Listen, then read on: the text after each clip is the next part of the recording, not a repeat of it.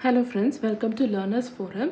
இன்னைக்கு நம்ம next type of LC oscillator ஆன Colpitts oscillator பத்தி பார்க்கலாம். So நம்ம ஜெனரலா கேட்டகரைஸ் பண்ணும்போதே எவ்வளோ இண்டக்டிவ் ரியாக்டன்ஸ் எவ்வளோ கெப்பாசிட்டிவ் ரியாக்டன்ஸ் இருக்குது அப்படிங்கிறத பொறுத்து தான் கிளாசிஃபிகேஷன் இருக்குது அப்படிங்கிறத பார்த்துருந்தோம். ஸோ ஹார்ட்லியில் நம்ம என்ன பார்த்துருந்தோம் அப்படின்னா 2 இண்டக்டிவ் ரியாக்டன்ஸ் இருந்தது, ஒரு கெப்பாசிட்டிவ் ரியாக்டன்ஸ் இருந்தது அப்படிங்கிறத பார்த்தோம். Colpitts oscillatorல பார்த்தீங்க அப்படின்னா அப்படியே ஆப்போசிட், இங்கே நமக்கு 2 கெப்பாசிட்டிவ் ரியாக்டன்ஸ் அண்ட் ஒரு இண்டக்டிவ் ரியாக்டன்ஸ் வந்து ஃபீட்பேக் நெட்வொர்க்கில் இருக்கும். அண்ட் இங்கேயுமே பார்த்தீங்க அப்படின்னா நம்ம ஆம்ப்ளிஃபையரில் யூஸ் பண்ணக்கூடிய ஆக்டிவ் டிவைஸை பொறுத்து இதை நம்ம 2 விதமாக கிளாஸிஃபை பண்ணிக்கலாம். பிஜேடி Colpitts oscillator, நம்ம ஒரு பிஜேடியை வந்து ஆக்டிவ் டிவைஸாக ஆம்ப்ளிஃபையர் ஸ்டேஜில் யூஸ் பண்ணும்போது இந்த பர்டிகுலர் டைப்பாக நமக்கு இருக்கும். இல்லை ஒரு ஃபெட், அதாவது ஃபீல்ட் எஃபெக்ட் டிரான்சிஸ்டரை நம்ம யூஸ் பண்ணும்போது ஃபெட் Colpitts oscillator அப்படின்னு நம்ம இந்த மாதிரி 2 விதமாக கிளாஸிஃபை பண்ணிக்கலாம். ஸோ ஹார்ட்லி ஆசிலேட்டரில் பார்த்த டயக்ராம் வந்து எப்படி இருக்கும் அதே டயக்ராம் தான் வந்து நமக்கு Colpitts oscillatorலையுமே இருக்கும். என்ன டிஃப்ரென்ஸ் அப்படின்னா டேங்க் சர்க்கியூட்டில். ஸோ இங்கே டேங்க் சர்க்கியூட்டில் பார்த்தீங்கன்னா நம்ம ஒரே ஒரு இண்டக்டிவ் ரியாக்டன்ஸ் ஆன எல் வந்து இங்கே எடுத்திருக்கோம் அண்ட் 2 கெப்பாசிட்டிவ் ரியாக்டன்ஸ் அப்படிங்கிறதுனால C1 C2 அப்படின்னு எடுத்திருப்போம். ஆனால் நமக்கு ஹார்ட்லியில் எப்படி இருந்துச்சு அப்படின்னா இங்கே ஒரே ஒரு அதாவது ஒரு கெப்பாசிட்டிவ் ரியாக்டன்ஸ் 2 இண்டக்டிவ் ரியாக்டன்ஸ் இருந்துச்சு. ஸோ அதுதான் பேசிக்காக ஹார்ட்லி அண்ட் Colpittsக்கு இருக்கிற பேசிக் டிஃப்ரென்ஸ். ஸோ இதே ப்ரொசீஜர், அதாவது ஹார்ட்லிக்கு பார்த்து அதே ப்ரொசீஜரை ஃபாலோ பண்ணி இப்போ நம்ம equations for frequency of oscillations எல்லாமே வந்து டிரைவ் பண்ணலாம். அதுக்கு ஃபர்ஸ்ட்டு நம்ம ரியாக்டன்ஸ் வேல்யூஸான x1 x2 x3 என்ன அப்படிங்கிறத வந்து கன்சிடர் பண்ணிக்கணும்.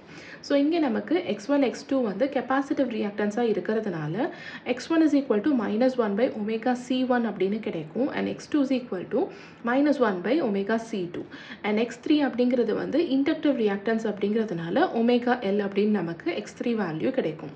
அகெயின் இப்போ ஆசிலேட்டருடைய கண்டிஷன் எடுத்துக்கலாம், which is x1 plus x2 plus x3 is equal to 0. So இங்கே நம்ம யூஸ் பண்ணியிருக்க x1 x2 x3யோட வேல்யூஸை இதில் ரீப்ளேஸ் பண்ணோம் அப்படின்னா இப்போ நமக்கு தேவையான வேல்யூஸ் வந்து கிடைக்கும். So -1 by omega c1 -1 by omega c2 plus omega l is equal to 0 அப்படின்னு நமக்கு கிடைக்கும். ஸோ பாசிட்டிவ் டேர்ம்ஸ் ஒரு பக்கம், நெகட்டிவ் டேர்ம்ஸ் ஒரு பக்கம் நம்ம கம்பைன் பண்ணிட்டோம் அப்படின்னா omega l is equal to 1 by omega into 1 by c1 plus 1 by c2 அப்படின்னு நமக்கு கிடைக்கும். ஸோ இதிலிருந்து ஒமேகாவை மட்டும் நம்ம லெஃப்ட் ஹாஃபில் வச்சுக்கலாம். So omega square is equal to 1 divided by L into c1 c2 divided by c1 plus c2, ஏன்னா இங்கே வந்து ரெசிப்ரோக்கல் ஃபார்மில் இருக்குது. ஸோ இந்த வேல்யூவை நம்ம இன்னும் சிம்பிளிஃபை பண்ணோம் அப்படின்னா இந்த கம்ப்ளீட் வேல்யூவை நம்ம சி ஈக்குவலண்ட்டாக வந்து இந்த மாதிரி ரீப்ளேஸ் பண்ணிக்கலாம். So omega is equal to 1 divided by square root of L into C equivalent அப்படின்னு நமக்கு கிடைக்கும், where C equivalent is equal to c1 c2 divided by c1 plus c2. So இந்த கண்டிஷனில் பார்குசன் கண்டிஷனை சாட்டிஸ்ஃபை பண்ணுறதுக்கு நமக்கு ஹெச்எஃப்இ வேல்யூ என்ன இருக்கணும் அப்படின்னா C2 டிவைடட் பை C1 ரேஷியோவில் வந்து நமக்கு இருக்கணும். ஸோ இது வந்து பார்த்தீங்க அப்படின்னா ஆங்குலர் ஃப்ரீக்வென்சி ஒமேகாவோட value. So in terms of natural frequency எஃப்ல ரெப்ரசென்ட் பண்ணோம் அப்படின்னா F is equal to 1 divided by 2 pi into square root of L C equivalent அப்படின்னு நம்ம ரீப்ளேஸ் பண்ணிக்கலாம். ஸோ இதுதான் frequency of oscillation in Colpitts oscillator. So இது வந்து ரொம்ப ரொம்ப இம்பார்ட்டண்ட். ஏன் அப்படின்னா எந்த ஈக்குவலண்ட் வேல்யூ நமக்கு தேவைப்படும் அப்படிங்கிறது வந்து ஒவ்வொரு ஆசிலேட்டரில் வந்து டிஃபர் ஆகும். இப்போ நெக்ஸ்ட்டு நம்ம அடுத்த டைப் ஆஃப் ஆசிலேட்டர், அதாவது கிளாப் ஆசிலேட்டர் பற்றி பார்க்கலாம். So Hartley oscillator and Colpitts oscillator ரெண்டுத்துலேயுமே பார்த்தீங்க அப்படின்னா ஃப்ரீக்வென்சி ஸ்டெபிலிட்டி வந்து ரொம்ப புவராக இருக்கும். ஸோ இது வந்து மிகப்பெரிய டிஸ்அட்வான்டேஜ். ஸோ இதை ஓவர் கம் பண்ணுறது தான் இந்த type of oscillator which is called as clap oscillator. So first நம்ம ஃப்ரீக்வென்சி ஸ்டெபிலிட்டி வந்து புவராக இருக்குது அப்படிங்கிறத பார்த்தோம். அதுக்கான ரீசன் என்ன அப்படிங்கிறத வந்து நம்ம ஃபர்ஸ்ட்டு ஜஸ்டிஃபை பண்ணலாம். ஸோ அதுக்கான ரீசன்ஸ் என்னென்னா, ஃபர்ஸ்ட் ரீசன் வந்து transistor internal capacitance affects the value of feedback network equivalent capacitance. So டிரான்சிஸ்டரில் இருக்கக்கூடிய இன்டர்னல் கெப்பாசிட்டன்ஸ் என்ன பண்ணும் அப்படின்னா ஃபீட்பேக் நெட்வொர்க்கில் இருக்கிற ஈக்குவலண்ட் கெப்பாசிட்டன்ஸை வந்து நமக்கு அஃபெக்ட் பண்ணும். ஸோ கெப்பாசிட்டன்ஸை அஃபெக்ட் பண்ணுச்சு அப்படின்னாலே கண்டிப்பாக நமக்கு ஃப்ரீக்வென்சி வந்து அஃபெக்ட் ஆகும். ஏன் அப்படின்னா ஈக்குவேஷன் வந்து நமக்கு அந்த மாதிரி தான் இருக்கும்.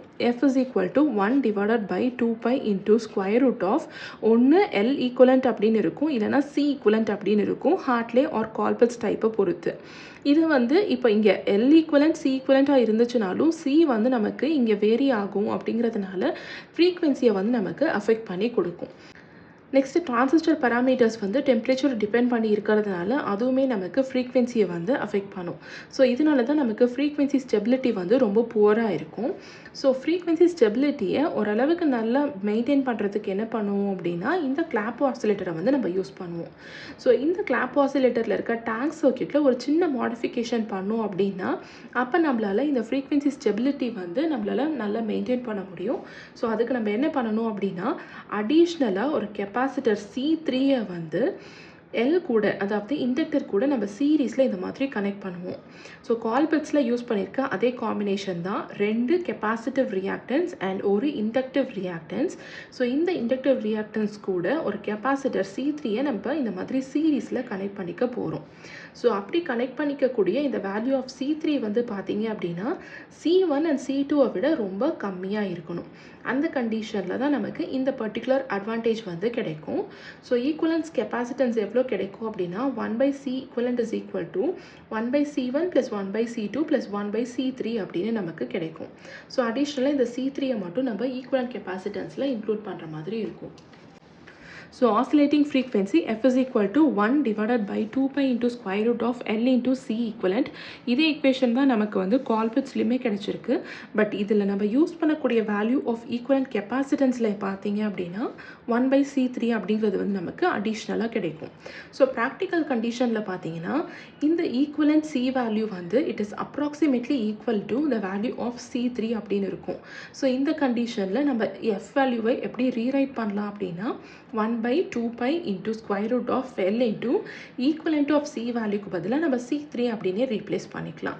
ஸோ இந்த C3 வழியாக பார்த்தீங்க அப்படின்னா எந்த விதமான டிரான்சிஸ்டர் பாராமீட்டருமே இல்லை அண்ட் அதே மாதிரி இன்டர்னல் டிரான்சிஸ்டர் கெப்பாசிட்டன்ஸ் வந்து நமக்கு C3 அஃபெக்ட் பண்ணாது.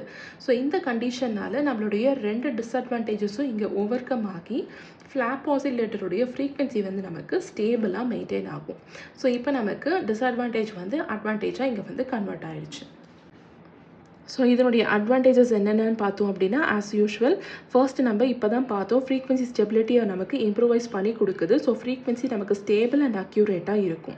நெக்ஸ்ட்டு ஸ்ட்ரே கெப்பாசிட்டன்ஸ் வந்து பார்த்தீங்க அப்படின்னா it has no effect on C3 which decides the frequency. So இந்த C3 தான் நமக்கு ஃப்ரீக்வென்சியை டிசைட் பண்ணி கொடுக்குது. ஏன்னா ஈக்குவேஷன்லேயே பார்த்தீங்க அப்படின்னா F is equal to 1 divided by 2 pi into square root of LC3 அப்படின்னு தான் நம்ம பார்த்துருப்போம். ஸோ இது டிபெண்ட் பண்ணி இருக்குது. ஆனால் ஸ்ட்ரே கெப்பாசிட்டன்ஸ் எதுக்குமே வந்து இந்த C3 அஃபெக்ட் பண்ணாமல் இருக்குது. நெக்ஸ்ட்டு C3 நம்ம வேரியபிளாக வச்சுக்கும் போது ஃப்ரீக்வென்சியை வந்து நம்மளால் வைடாக வேரி பண்ணிக்க முடியும். ஸோ இது எல்லாமே தான் அட்வான்டேஜஸ். இப்போ நம்ம இதுக்கு முன்னாடி பார்த்த ஹார்ட்லி ஆசிலேட்டருடைய டிஸ்அட்வான்டேஜஸ் என்ன அப்படிங்கிறத பார்க்கலாம். ஸோ ஹார்ட்லி ஆசிலேட்டர் வந்து it cannot be used as low frequency oscillator. அது வந்து நம்ம ஹை ஃப்ரீக்வென்சிஸ்க்கு தான் யூஸ் பண்ணியிருப்போம். இதில் ஹார்மோனிக் கண்டென்ட் பார்த்தீங்க அப்படின்னா ஹையாக இருக்கிறதுனால பியூராக ஒரு சைனூசாய்டல் வேவ் ஃபார்ம் வந்து நமக்கு அவுட்புட்டில் கிடைக்காது. ஸோ இதுதான் disadvantages of Hartley oscillator. Next இப்போ நம்ம பார்த்த டிஃப்ரெண்ட் டைப்ஸ் ஆஃப் ஆசிலேட்டரில் சில இம்பார்ட்டன்ட் நோட் வந்து பார்க்கலாம். அது என்ன அப்படின்னா எவ்வளோ ஃப்ரீக்வென்சி ரேஞ்சஸுக்கு நம்ம இந்த டைப் ஆஃப் ஆசிலேட்டர் யூஸ் பண்ணலாம் அப்படிங்கிறத பார்க்கலாம். ஸோ ஒரு RC ஃபேஸ் ஷிஃப்ட் ஆசிலேட்டர் எடுத்துக்கிட்டோம் அப்படின்னா 1லேருந்து 100 kHz ரேஞ்ச் வரைக்கும் நம்மளால் யூஸ் பண்ண முடியும், அதாவது ஜென்ரேட் பண்ண முடியும். வெயின் பிரிட்ஜில் வந்து பார்த்தீங்கன்னா 20லேருந்து 20 kHz, ஹார்ட்லி டைப்பில் 20 kHzலேருந்து 30 MHz வரைக்கும் நம்மளால் யூஸ் பண்ண முடியும். ஸோ இதிலே பார்த்தீங்க அப்படின்னா நம்மளுடைய அப்ளிகேஷன்ஸ் வந்து ஃப்ரீக்வென்சி ரேஞ்சை வச்சு நம்ம கேட்டகரைஸ் பண்ணிக்கலாம். ஸோ இதில் நமக்கு ஒரு ஹை ஃப்ரீக்வென்சி கிடைக்கிறதுனால RF அப்ளிகேஷன்ஸுக்கு இந்த ஹார்ட்லி ஆசிலேட்டர் வந்து நம்ம யூஸ் பண்ணிக்கலாம். ஸோ இதுதான் different types of LC oscillator.